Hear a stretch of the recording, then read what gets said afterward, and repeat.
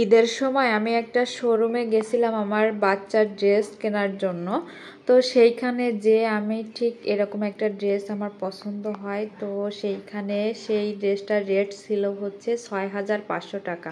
তো আমি ভাবলাম যে নেট কাপড়ের ড্রেস 6,500 টাকা দিয়ে বাচ্চাকে কিনে দিতে হবে, তাও আবার 1.5 বছর বাচ্চার জন্য। তো সেদিনই আমি ঠিক করে নিয়েছিলাম যে যেহেতু আমি টেইলারিংয়ের কাজ জানি, তো আমি হচ্ছে আমার বাচ্চার জন্য আমি এরকম সুন্দর একটা ড্রেস তৈরি করে দিব। তো এই ড্রেসটা তৈরি করতে আমার টোটাল খরচ হয়েছে হচ্ছে 350 টাকার মতো। তো নেট ফেব্রিকটা আমার কাছ থেকে রাখা হয়েছিল হচ্ছে 50 টাকা করে গজ, আর যে ইনার পোর্শনটা আমি নিয়েছি ওইটা হচ্ছে 60 টাকা করে গজ।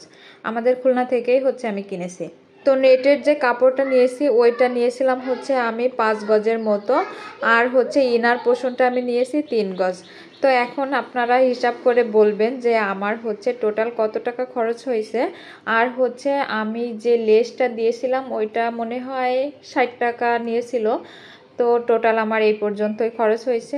আর যেহেতু আমি টেইলারিংয়ের কাজ জানি, সেহেতু আমার কোনো হচ্ছে এক্সট্রা বানি দেওয়া লাগতেছে না, আমি নিজেই তৈরি করব। তো আমি সুন্দর মতো করে হচ্ছে আমার বাচ্চার জন্য প্রথমে নেট ফেব্রিকটা কেটে নিলাম। এখন হচ্ছে ইনার পোর্শনটাও সুন্দর মতো করে কাটিং করে নিব। আর কিন্তু আমি এই ড্রেসটা সেল করেছি হচ্ছে 450 টাকা করে, মানে 450 টাকা করে। আমি ভাবতেছি যে আমার মতো অনেকেই তো এরকম হচ্ছে ড্রেস কিনতে যেয়ে ফিরে আসে, কেনা হয় না টাকার জন্য। মানে টাকার অ্যামাউন্টটা যখন বেড়ে যায় তখন তো আর মানে রুচিতে বাদলেও তখন আর কেনা হয় না। এই জন্য কিন্তু আমি হচ্ছে 450 টাকা করে এই ড্রেসটা সেল করতেছি। আমার অনেকগুলো কাস্টমার আছে, তারা কিন্তু এই ড্রেসগুলো নিয়েছে, আবার নতুন করে প্রি অর্ডার করতেছে। তো আমার কাছে বেশ ভালোই লাগতেছে যে যারা মধ্যবিত্ত আছে, যে আমাদের মতো ড্রেস দেখে ড্রেসের গায়ে হাত বুলায় রেখে আসে, তাদের জন্য কিন্তু অনেক বেশি কষ্টদায়ক ব্যাপার। শুধুমাত্র সেই কথা চিন্তা করে কিন্তু আমার এই ড্রেসটা তৈরি করা। তো এইখানে আমি হচ্ছে বডির অংশে এভাবে কুচি দিব সামনের পোর্শনে। তো আমি সুন্দর মতো করে কিন্তু সেলাই বসিয়ে দিব। দেখতে পাচ্ছেন আমার সেলাইটা করা হয়ে গিয়েছে কুচি দিয়ে। এখন হচ্ছে আমি ভিতরে আর একটা ইনার দিব। এই জন্য হচ্ছে আমি সাদা যে সুতি বয়েল কাপড় আছে ওইটা হচ্ছে আমি নিয়ে সুন্দর মতো করে মেজারমেন্ট করে কেটে নিলাম।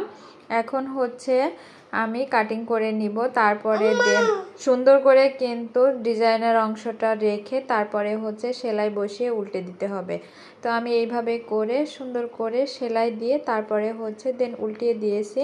আর আপনারা যারা একটু হলেও দর্জি কাজ জানেন তারা কিন্তু খুব সহজেই দেখেই তৈরি করে ফেলতে পারবেন আমার মতো। আমি তো মানে মার্কেটে গিয়ে যে ড্রেসটা দেখে অনেক বেশি প্রাইস লেখা থাকে, তো ওই ড্রেসগুলো আমি হচ্ছে ছবি উঠায় নিয়ে আসি, তারপরে বাড়িতে এনে হচ্ছে আমি কাপড় কিনে তারপরে তৈরি করে ফেলি। আমার কাছে বেশ ভালোই লাগে। তো এখানে আমি পেছন সাইডে একটা চেন বসিয়ে দিয়েছি। আর এখন হচ্ছে হাতার যে ডিজাইনটা ওইটা হচ্ছে আমি যে ছোট ছোট করে কাপড়টা কেটে নিয়েছিলাম ওইটা 3টা করে দিয়ে দিব। তো 2 হাতায় আমার মোট হচ্ছে 6টা দিয়েছি কুচি দিয়ে হচ্ছে সুন্দর করে সেলাই দিয়ে দিব।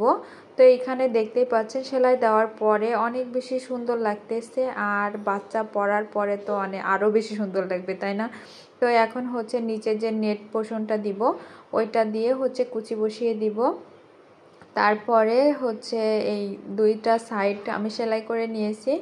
এখন হচ্ছে নিচের অংশটাতেও আমি এইভাবে হাতার মতো সুন্দর করে কুচি লাগিয়ে দিব। তো এই কুচিটা হচ্ছে আমি আলাদা করে দিয়ে নিয়েছি। তো দেওয়ার পরে আমি এখন কুচি বসিয়ে দিয়েছি। আর এখন নিচে হচ্ছে ইনারটা সেট করে দিব। তো আমি ইনার দেওয়ার পরে দেখতেই পাচ্ছেন এমনিতেই লুকটা অনেক বেশি চেঞ্জ হয়ে গিয়েছে, আমার কাছে তো মাশাআল্লাহ ভালোই লাগতেছে।